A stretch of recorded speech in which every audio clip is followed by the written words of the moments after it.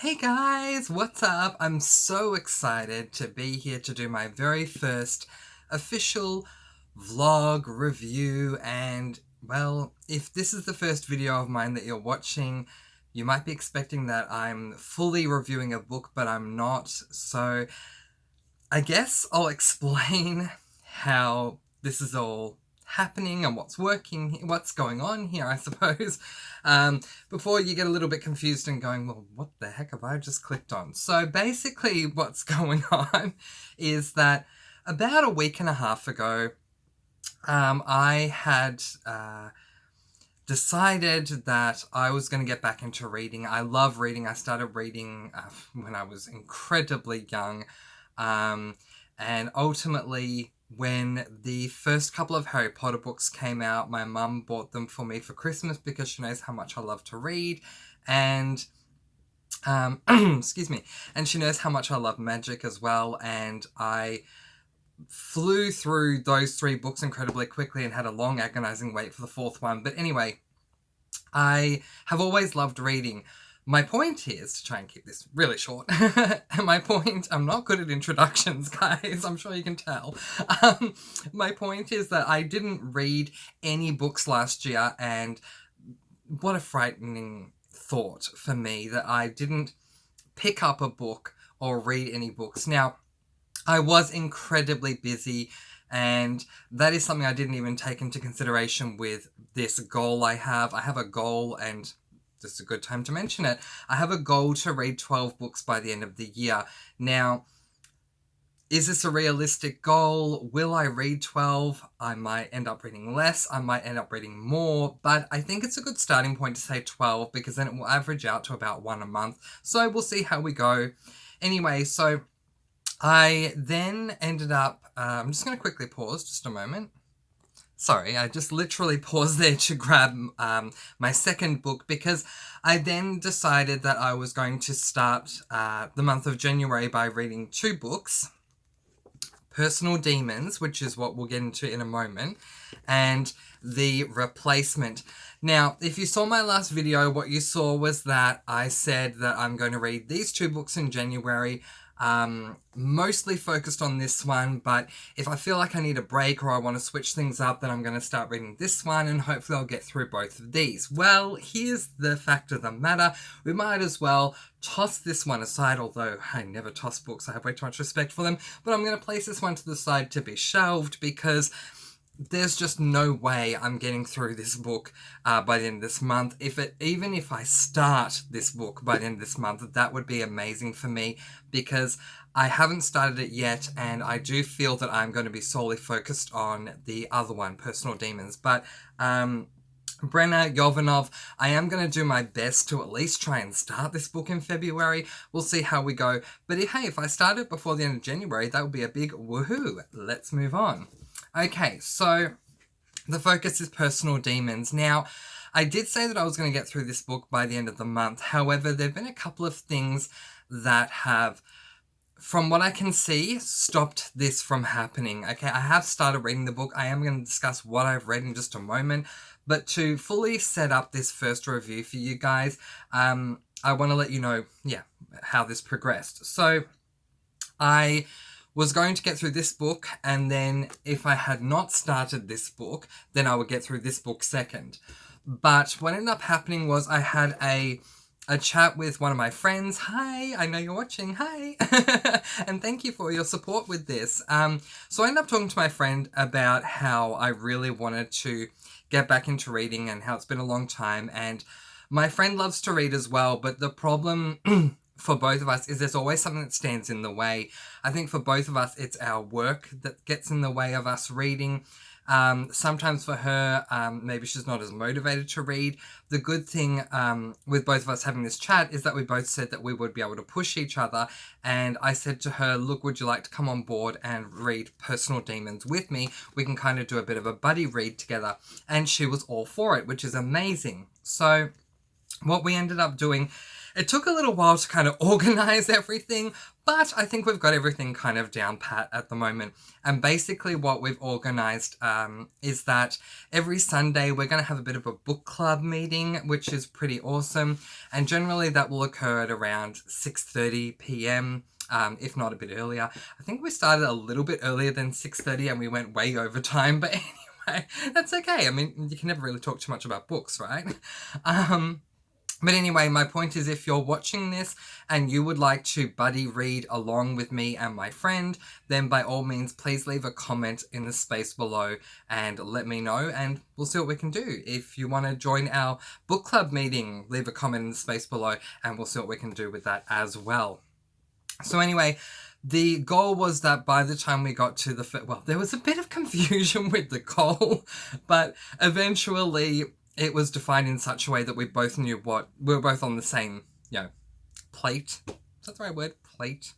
Anyway, we were both on the same track with where we were going with this. And that was that we would have the first 5 chapters read by the time we came to the first meeting, which was yesterday, the 19th of January. Today is the 20th. So I did plan to do this vlog right after the book club meeting, but I've had a really exhausting week and I just needed to have some time for myself, and so that's why it's taking place today. So what I'm going to do is I'm going to be reviewing those first 5 chapters that me and my friend did speak about in our first book club. Yay! I'm so excited to be a part of a book club. That's pretty awesome. And as I said, if you want any part of the book club or to buddy read along with us, do let me know in the comments below. A shout out to the book itself. It is, as I said, called Personal Demons, and it is by Lisa de Roches. She's a pretty interesting author, but we'll get to my review of her as an author, the characters, all that kind of stuff in just a moment. But yes, I am going to review the first 5 chapters, and they take you up to page 88. Well, that's where the first 5 chapters finish. Chapter 6 begins on page 89. Now, a couple of opening remarks before I get into this first 5 chapters of Personal Demons review is that I started off so well. I read the first 2 chapters within, oh gosh, like maybe 12 hours of, and it didn't take 12 hours to read them. I was doing other things, but within the first 12 hours of arranging this buddy read with my friend and our book club and all this stuff, by the end of those first 12 hours, I had read the first 2 chapters. So I was pretty happy with myself and kind of thought, I'm kind of glad I have the replacement on standby, because I'm going to go over the 5 chapters if I just keep reading. So I'll read up to chapter 5 and then I'll start reading the replacement. Or start reading it anyway. But then life gets in the way, as it tends to do, and both of us are extremely busy. We both have jobs where we're practically working every day. So it's really tough. And for me, at the moment, I am teaching, and so I kind of do an off branch of teaching that I do online, and we're currently in the midst of midterms. Even though it's January, it's just the way that the schooling year works out for me and my students. So we're in the middle of midterms at the moment. I'm marking midterms and all this kind of stuff, and it really hasn't left me a lot of time to read at all. But I want to say a very massive, overwhelming thank you to my dear friend for buddy reading with me, because if it wasn't for the fact that we're both reading it and that we had a deadline of Sunday at 6:30 to have the first 5 chapters done, I honestly doubt that I would have gotten through the first 5 chapters by that point. So thank you, thank you, thank you. The fact that part of the reason that we are doing this is to motivate each other, you're definitely holding up your end of the bargain, and I really do appreciate that. So thank you from the bottom of my heart. Thank you so much. But yeah, haven't had a lot of time to read. I'm hoping that in the next week I do have a lot of time to read, and I'm going to be having another job that I'm going to be doing as of next week onwards. So I am thinking that while I'm on lunch break and things like that, I'll try to read where I can, which should be good. I like to kind of be on my own at lunch. That's just me. I like to be on my own and have a breather, and if I can do that, I'll be reading. So I'll be carrying this book around with me. But anyway, I know that you don't want to spend 10 minutes sitting here just listening to me babble on about other things. You want to know all about the book, so let's get right into it right here, right now. Okay, overall, I think that Lisa DeRoches is a good author. Now, I told you guys in my introduction, I'm going to say it here again. Oh, first of all, spoiler warning before we go anywhere else. Spoiler warning, ding, ding, ding, okay? I'm going to be spoiling things. I'm not going to just be talking about, anything that won't be a spoiler or be worried that I'm going to spoil this, because I am literally reviewing it. So I am going to be spoiling everything that I've read. So if you have not read this book and you intend to read this book, maybe this review might not be for you. If you would like for me to do videos where I am doing overviews of books that don't give away spoilers, then do let me know in the comments below and I will do that as well. But anyway, let's get right into this. Lisa DeRoche's writing it's good. Now, I told you guys I'll be completely honest, and I'm going to be. I'm not going to sit here and say I love something when I don't love it, because I just don't see the point to that. I'm not being paid to do this review, and even if I was being paid to do the review, I would still do it honestly anyway. And there's just no reason for me to sit here and say, oh my gosh, this is the best thing ever, if it's not, or oh, I don't really like this when I absolutely love it. So I'm going to give you my honest opinion, whether it's good, bad, ugly, you're going to get the whole lot. And Lisa DeRoches, out of every author that I've read, she sits in the good pile. If A is the best authors I've read, like J.K. Rowling and Rochelle Mead, at least for her Vampire Academy series, and others along the way, which I'm struggling to remember other authors. Enid Blyton, yes, an amazing author. If they go in the A pile, and if the C pile is just authors that I don't get back to anymore because I just don't read their stuff. I mean, what was that film, the book called? I think it was called Night. Whoever wrote Night, I'm sorry, I'm not going back there because I found it a very dull book to read. But anyway, Lisa DeRoches is probably a B grade author for me. She's not amazing, but she's not terrible at the same time. And I'll get into a little more about this as we do progress along, but I want to kind of go give you guys a bit of an overview as to what occurs in all of the chapters. I might be pausing here and there because I only have half an hour to do this, so I'll give you a snippet here and then pause and then come back and all that kind of stuff. But let's get through this as quickly as we can. So, Chapter 1 of Personal Demons by Lisa DeRoches.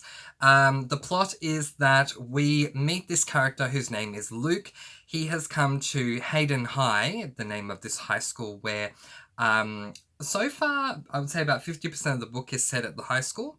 He's come to Hayden High in pursuit of a chosen one. Now, we learn that that he is a demon. So, Luke is a demon. He works in administrations or something along those lines. Anyway, the big overarching demon lord in this universe, Lucifer, King Lucifer, as he's referred to when we get to chapter 5, we find out he's referred to as King Lucifer. Anyway, we'll just move on from that. Anyway, King Lucifer wants a particular soul. Luke doesn't know the soul that he's looking for, but he comes to Hades High because I think he knows that it's at Hades High. I think that's as much as he knows. Anyway, he doesn't know who the chosen one is, but his job is to get them on his side being the side of hell. He works for hell as a demon. We're then introduced to, so this is, I'm guessing, the depiction of Luke. This is Franny. She is the main human character. I've spoken before about living in Humanlandia. This book does live in Humanlandia, for sure. It has fantastical moments with an angel from hell, absolutely, but it's mostly set in Humanlandia. Excuse me. So Franny is a human. She is in English class when we first meet her. When we first meet her, she is first meeting Luke. The pair are assigned to work together in English class on some assignment for some book. We find out that their lockers are right next to each other. 616, I believe, is Luke's locker, which is well done, I have to say, considering he's from hell. Okay. As the chapter ends, Luke and Franny part ways, with Luke hoping Franny is the chosen one as she has potential, while Franny thinks Luke is the hottest thing to walk the planet. They then part ways because they have separate classes. So, yeah, that is the plot of chapter 1. Okay, so now on to how did I find chapter 1. Look, it was okay. I rated it a 7 out of 10 because I didn't really appreciate the writing style, and I'll tell you why. Lisa de Roches, she writes in first person. Now, in case you don't know, for those who don't know, and that's totally fine if you don't, first person writing style is I, me, it's all, first person, I, me. I'm more used to reading in he, she, so I think that's second or third. Anyway, or they, either way. I don't really necessarily like first-person writing style. I read the first-person writing style with the Twilight series, and it really turned me off. I did get through the Twilight series, but just very quickly, reading the first couple of pages of the first chapter, I was really turned off by the fact that it kept saying I. I think this has a lot to do with J.K. Rowling, though, because Harry Potter is not written in first person. It's not like it's I. It's he said, she said, they said, not I, but he did this, she did that, he did that, she did that, So it turns me off reading first person writing style. It just does.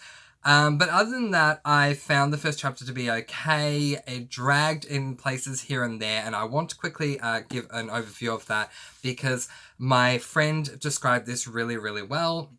Speaking of described, when my friend and I were having our book club, she went on to tell me that what she didn't like about the first chapter was that it was filled with way too much description. And she's absolutely right. It takes Luke about 3 pages to get down the hallway into the classroom where he meets Franny.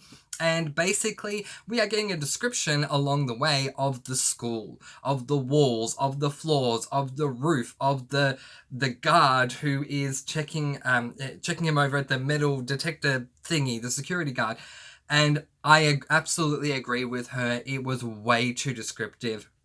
There are things, as a quick overhaul of everything that I've read so far, there are quite a few moments in this book where Lisa DeRoches has she's put things in that really don't need to be there. A great rule of thumb that I learned from a wonderful editor whose name is Kelly, I learned this very, very early on, is that if it's not relevant to the story, why add it in? And I understand that the author wanted to give a bit of a description of, what's it called? Hayden High. They refer to it as Hades High as a side joke, so I just had to check there. But I understand that the author wanted to give an overview of Hades High, but at the same time, there is giving a description that keeps up with what a pace of a book should be, which, yes, comes back to what the author wants it to be, but for the sake of me as a reader, I like when things are fast-paced and not soap opera style where, in the words of Fran Fine, 5 months later, we'll be lucky if that tea she's making is ready. I mean, I don't like slow pace. And Lisa DeRoches definitely slows down the pace when she becomes over the top too descriptive with her work. So I do agree with what my friend was saying there. All right, let's move on to Chapter 2's plot. Okay, so this is the plot for Chapter 2. So we're introduced to a tidal wave of characters in the second chapter. I'm not going to go into too much detail about these characters, but I will discuss them in a quick overview momentarily. Now, these characters end up surrounding Luke, and Franny has all these issues with that because she's really falling hard for Luke. She makes her way over to her locker, and Luke asks her where she's off to. She's off to history. It turns out they have history together, and in history, Luke upstages the teacher, Mr. Sangetti, owing to how many millennia he has lived and how he has seen everything play out. Not that he tells the teacher this. Franny learns that Luke's full name is Lucifer, and Luke learns that Franny's full name is Mary Frances. Bless. We're then introduced to Taylor and Riley. And we get a bit of a description of how they met, but I'm not going to go into that. Taylor, bless them, I'm giving them the nicknames Taylor the Nailer and Shyly Riley, and I'm only doing that for me to remember in the early stages who is who. Taylor is very aggressive in the sense that she goes after what she wants to go after, and in this case Taylor wants to go after Luke. She asks Franny all about Luke, and Franny's just saying, I don't know much about him and all this stuff, not trying to give too much away. And Taylor the Nailer says, well, I'm going to go after it. I'm going to get him. And so this causes a few issues, and Franny tells her to go to hell. Excuse me. We find out that Luke has this job he has to do at lunch, which is slinking around the parking lots, locker rooms, and loading docks on the prowl for anyone that's useful to assist him. But he can't get his mind off Franny, so he goes to the cafeteria, and Taylor the Nailer tells Luke all about this party that's coming up, and Luke doesn't really seem like he wants to go, but when Franny says she wants to go, then he says he will go, and obviously, that's, because that's his task. He needs to try and recruit Franny. But honestly, let's get right into my review, because these first two chapters are very dull, save for a few moments here or there with Luke and Franny. This book is taking a very long time to get to the point, and what I probably shouldn't have done was read the blurb, because I've read the blurb, I know basically what the premise of the story is, and it's just taking forever to get there. Really, the only saving grace here is that Lisa DeRoches has these wonderful scenes with Luke and with Franny, and it's great to see how Luke is using his powers to try and get Franny on board, and to see Franny's reactions from a human perspective. Otherwise, it's been a very dull start for me so far.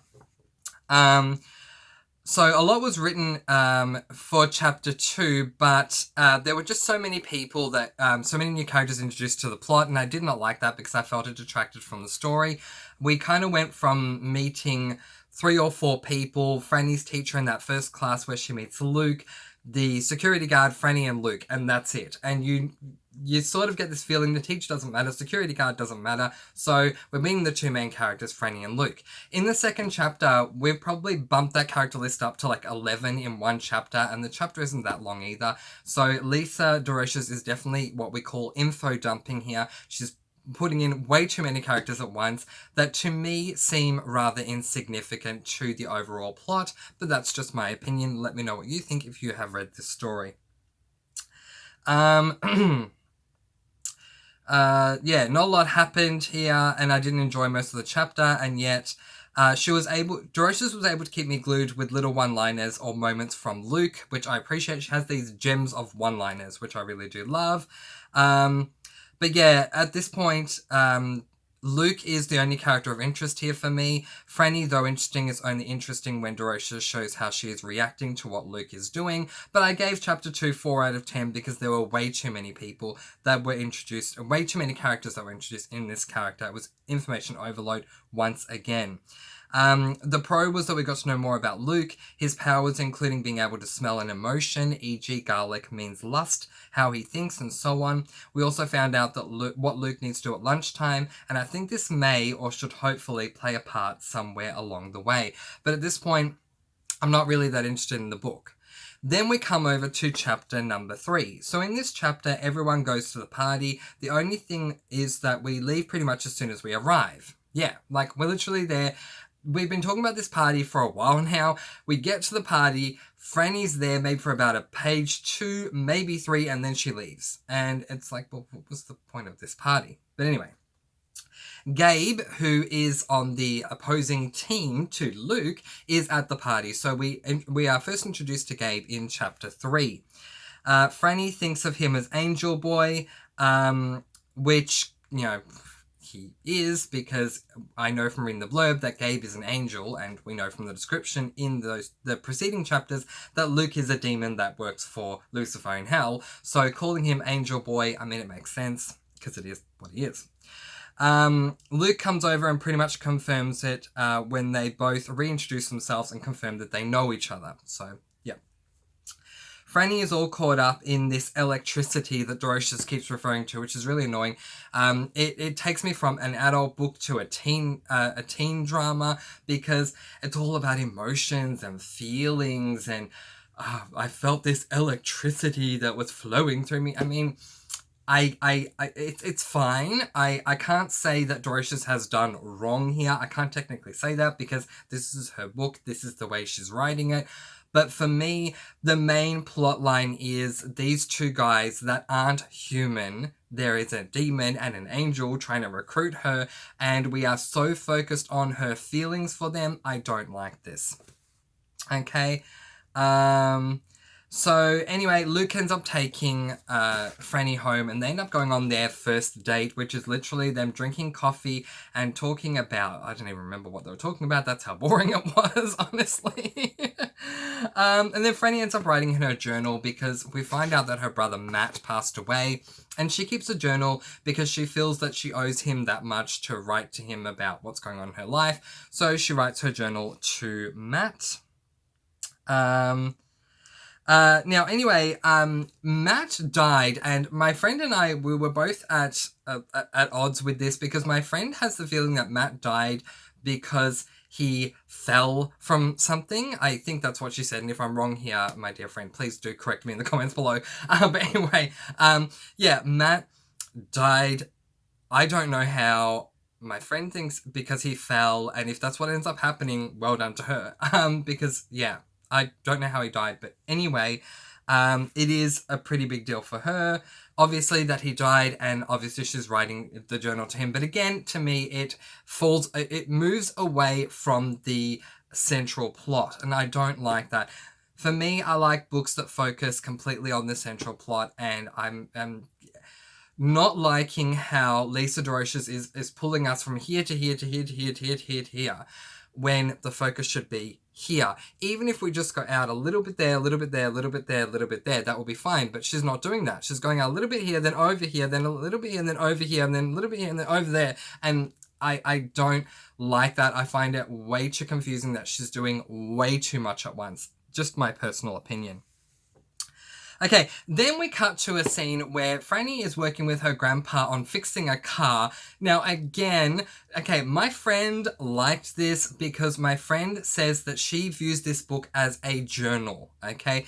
And part of the reason why she does this is because one thing I've failed to mention so far with this book that makes it different to a lot of other books is that this book, every single chapter is divided into two sections. The perspective of Franny and the perspective of Luke. Now, the orders change throughout the chapters, but you literally see the word Franny, and then you get the description of exactly what happened with her and her thoughts and her feelings, and then you get Luke, and if they are interacting together throughout the whole chapter, then you get the exact same plot, you just get it from his perspective. So I see what she means when she says she's viewing it as a journal, and when viewed in the terms of this book, instead of it being a book, being a journal, then she's writing about her grandpa and how they are fixing a car together. Makes sense. I get that from her perspective. For me, I'm reading it as a book, and I just felt that the scene was way too much of a distraction and it was not needed.